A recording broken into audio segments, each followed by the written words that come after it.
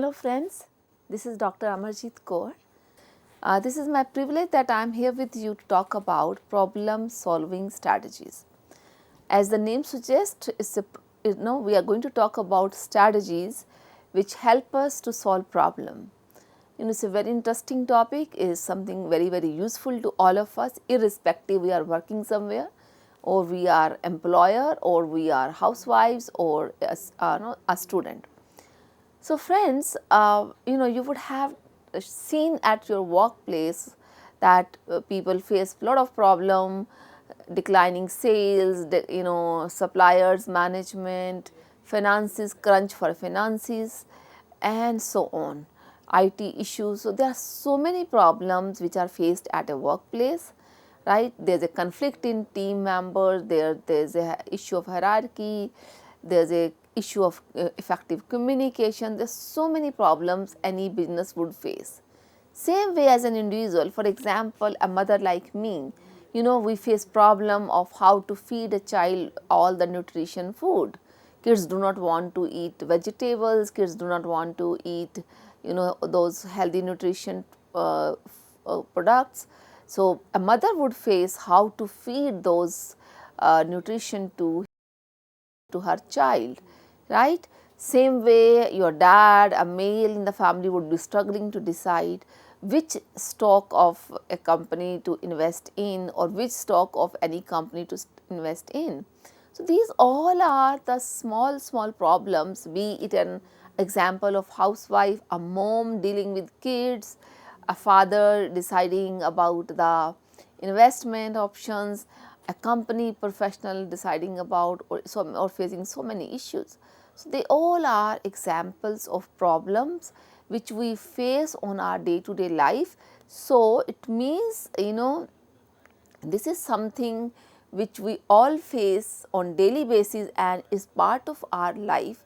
So we cannot do without learning or understanding how to solve a problem. So problem solving strategies really become imperative, pivotal to be learnt by all of us.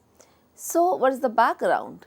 So in the background here, I would say the term problem solving refers to mental process that one goes through to discover, analyze and solve a problem. A problem refers to situation, state when one has a goal that she can want to achieve, but the process by which it can be achieved is not obvious or known. So let me start with the problem first.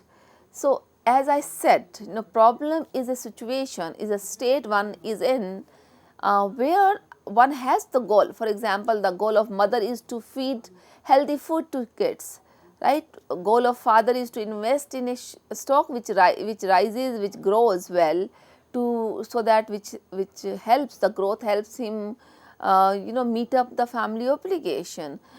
Marketing head has the obligation to get a successful market launch, or a sales team has a target.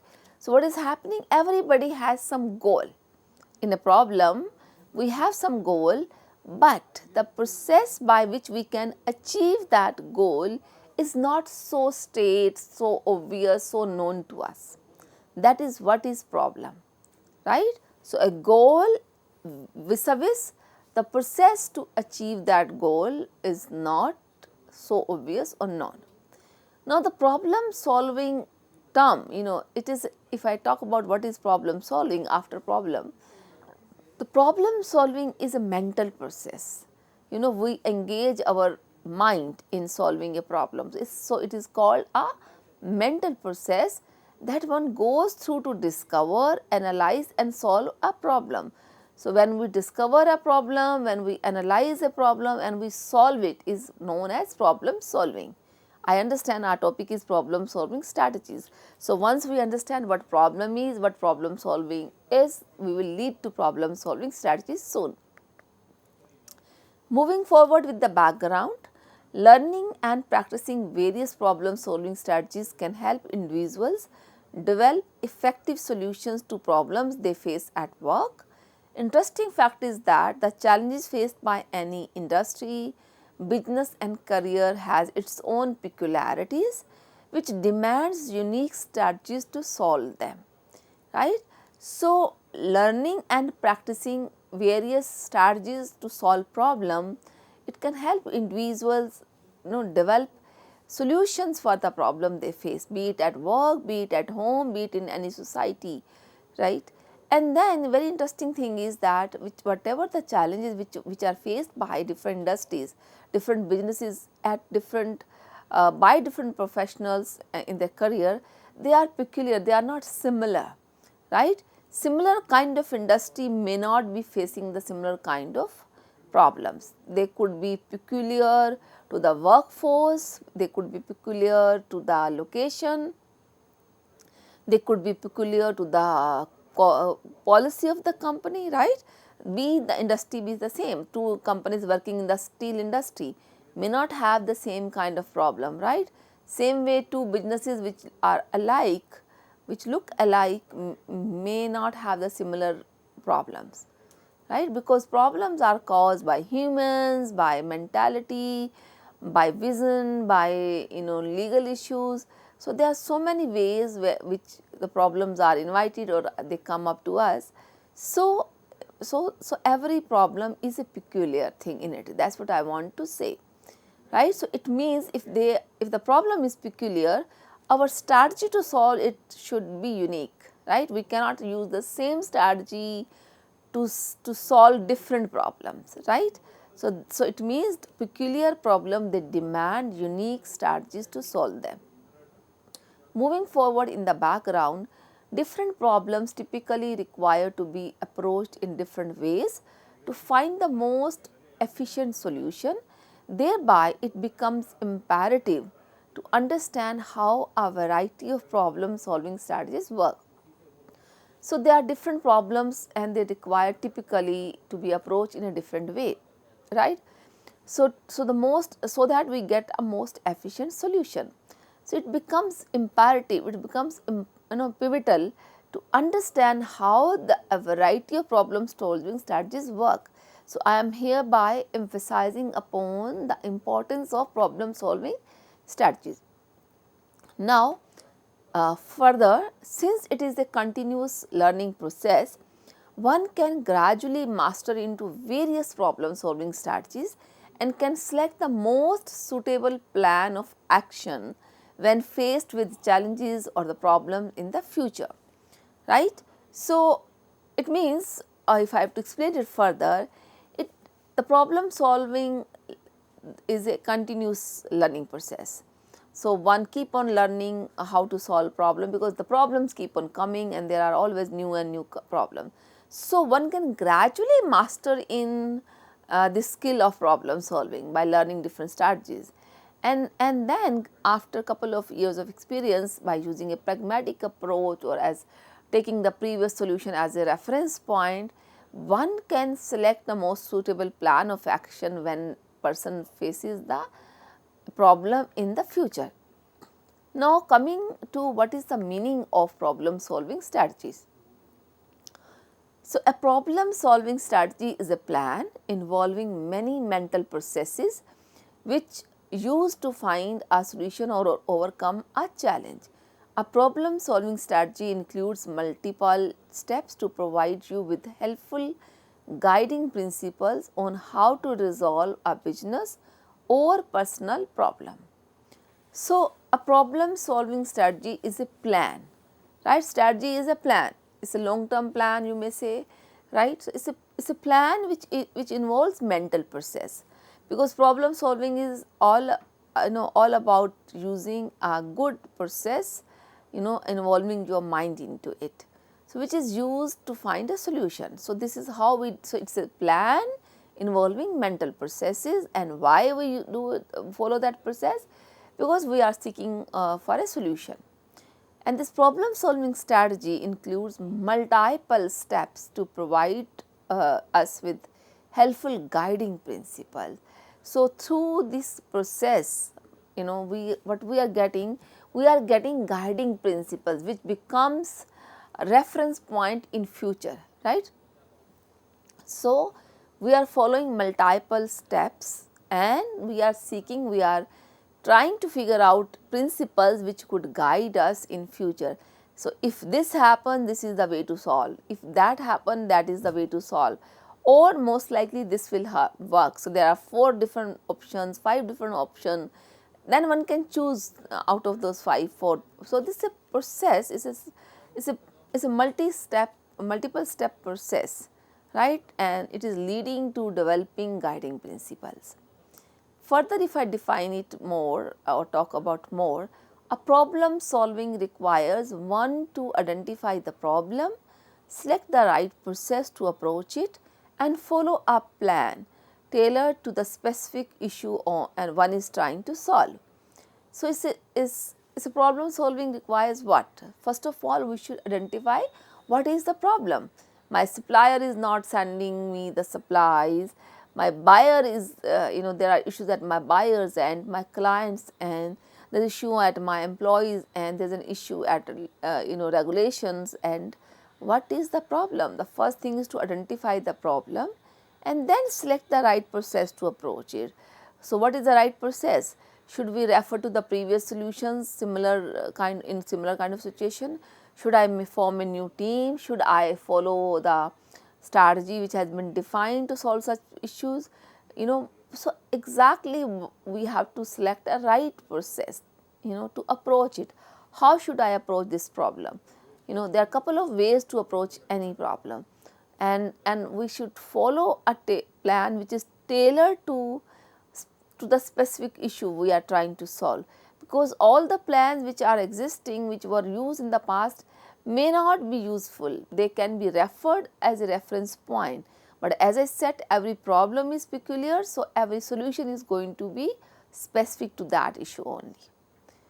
Now, I am going to talk about that why we call problem solving as a mental process, what all mental processes or involvement or engagements are there. So, there are 5 aspects to it. First aspect of mental process is perpetually recognizing the problem. The second aspect is representing the problem in memory. The third aspect of problem solving as a mental process is considering relevant information that applies to the problem. Number 4 is identifying different aspects of the problem, and number 5 labeling and describing the problem. So, total 5 aspects of how problem solving is a mental process. I am going to discuss them in detail now. The first aspect is that perpetually recognizing the problem. So, our mind takes some time. So, it doesn't recognize the problem immediately for most of the instances, because we may feel this is the problem, but that could be just an end result, that may not be the problem, right? Problem could be a deep rooted thing. So, we take some time mentally to recognize exactly what the problem is, right? So, that is why we call it as perpetual recognizing the problem. So, it is a mental process, the first thing.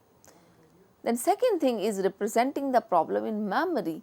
Then we try to relate the problem in our memory. We try to connect it with other things we know, whatever our memory has in our in the store. So, the memory storage will try to map it with the previous problem, with the data, with the information, with the situations we faced recently on the couple of few weeks, last weeks, etc., etc. So, we are representing that problem in our memory by connecting the dots in our memory. So, first thing was we recognize the problem. Second thing is we are trying to connect the problem with whatever data we have in our memory. So, that is the second process in the mental process. The third aspect was that we consider relevant information which is related to the problem. So, we ignore all other information and we just consider the most relevant information which is related to the problem, right. So, it means disconnecting oneself from the irrelevant information, right. That is how you will get connected to the relevant information. So, to get connected to the relevant information, you need to disconnect with irrelevant one, right? Then the fourth aspect is that we identify various aspects of the problem. One aspect of the problem, it is affecting my sales. Another aspect is it is affecting my funds. Third aspect is it is affecting my stakeholders, because if sales are down, the revenue is down, the profits are less, my share price will be affected, right? So, they all are connected outcome of declining sales, but we are identifying various aspects of the same problem, right? How this one particular problem of declining sale is affecting so many things. Maybe we need to show pink slips to employees in the sales team. Maybe we need to invest more. Maybe we need to launch a new advertisement campaign. Maybe we need to do so many more things, or need to hire people in the sales team. Maybe we need to replace people. So so this is one thing, sales itself, but this declining sale is causing my share price to decline. This is causing employees morale.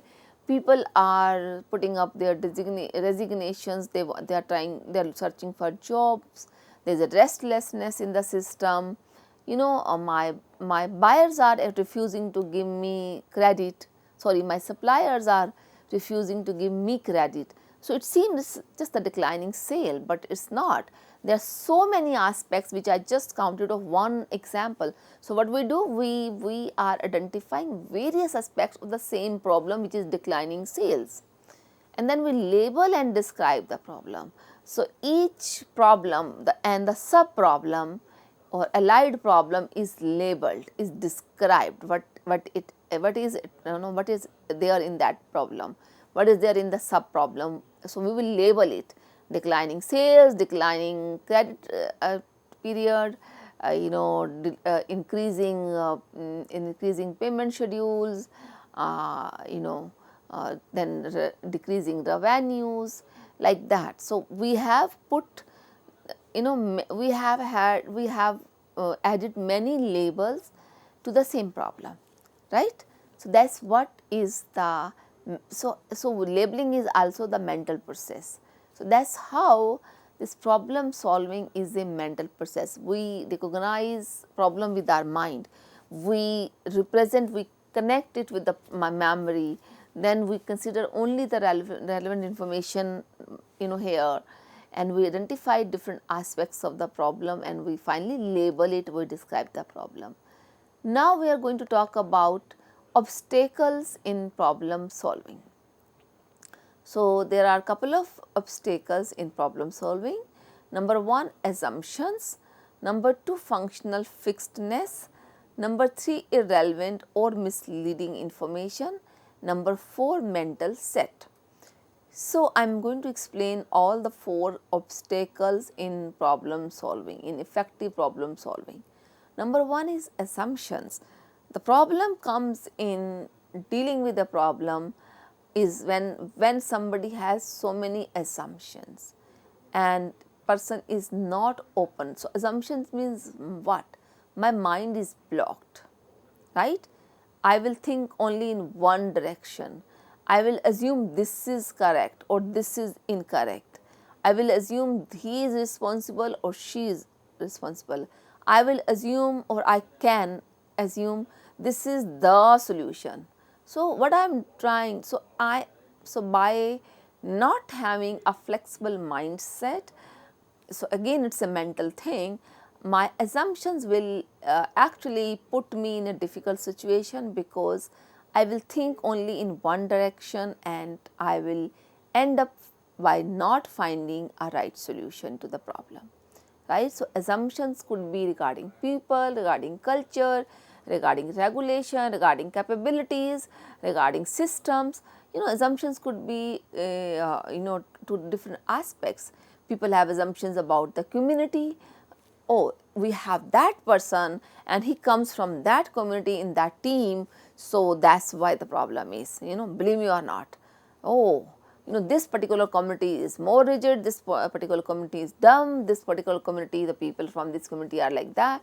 Such kind of assumptions people have, that's a fact, right. people have assumptions, about the school. So if I'm in the college or university here, when I say school, so he or she has graduated from X school, so it is assumed to be either very good or bad. So a person from X school, which is a high ranked school in the country, oh wow, so that person is there in the team, he shall be able to solve the problem, he shall be very good source for this, he can be kept or she can be kept in this team. So such assumptions about different schools, different cultures, different financial backgrounds, different education background really restricts our creativity, restricts our possibilities to deal with the problem in a better way. Then the second obstacle in handling a problem is functional fixedness. Somebody has a very fixedness in mind that this particular functional fixedness means you are fixed to a particular way of dealing. For example, no, everything should come on a green sheet in government system. Right, this is a functional. So how a government system does function. So the mail may not get an importance, but on the other hand, to solve a problem which is time bound, which has a critical, from the time's perspective, it would be good if somebody is able to seek approvals on WhatsApp, on an email, on a telephone call, right. So if people have such fixedness in mind that this is the only way, my file should come to me through my PA, my file should come to me, or the problem should be raised only by a subordinate, junior to me, not 3 people down, no. Then it is a difficulty if there is a problem in the plant observed by a fabricator, right.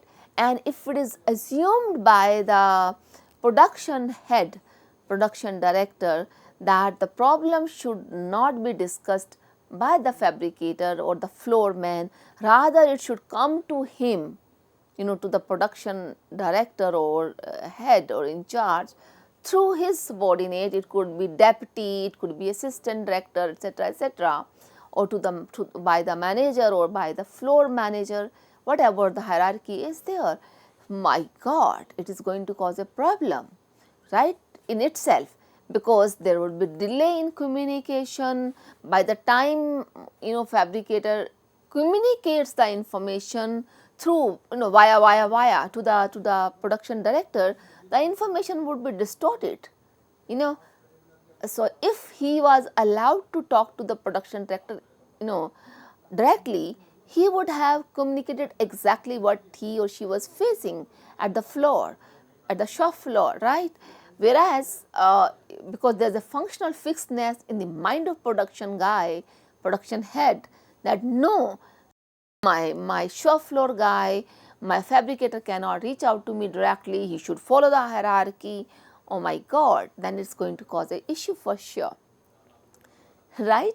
So this is an example of functional fixedness in the mind of people, and this becomes obstacle in solving a problem. The third is irrelevant or misleading information. So if there is so much of information about a particular situation which is not relevant, even that has been discussed, talked, documented, then there is a likelihood the team who are working on, the members who are working on solving that problem, they may go in the wrong direction, right. So if there is a misleading information, incorrect, incomplete, irrelevant information, then that becomes a very big obstacle in solving the problem.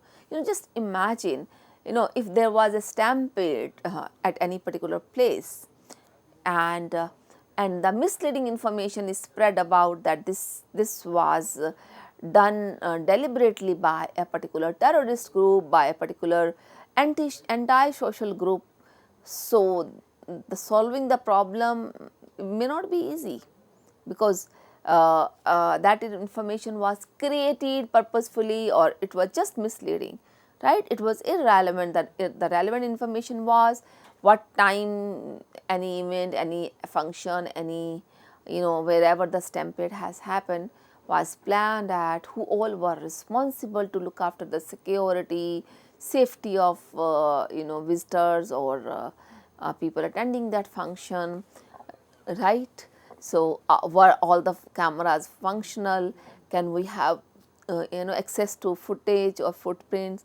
Can we have access to the register where all the entries were made? Do we have the copy of orders who were made responsible for which particular task, etc., etc.? Instead of having some misleading information, so everybody will start working in the wrong direction, right? So this is the third obstacle. The last obstacle is the mental set. So people have a kind of mental set that this problem, these kind of problems can be solved only this way because I solved it. I have seen many senior people. I'm sorry, I'm also not very, at a junior level. I'm at a high, in a senior position. But even then, I've seen super senior people, have who have retired. They always talk, I have solved this, we have solved this way, and they don't think some other way. They have a mental set that this can be, so that kind of rigidity is in baby boomers. I'm sorry, without any disrespect, but we need to understand the times have changed. Whatever they have faced, whatever way they solve the problem, they were best at their time. But they cannot ignore, now we have technology everywhere. Now so many more aspects have come up and got involved in problems, right? So we cannot have the mental set that this is the way to look at the problem. It can never be good thing for any for seeking any solution or effective solution to a problem. So with this I would like to wind up. I assume, I hope that you were able to understand what problem solving is, what kind of problem solving process is when it comes to mental process, what all are obstacles we have in the problem solving process. So with this I would like to wind up, friends. Thank you very much for being with me. Thank you.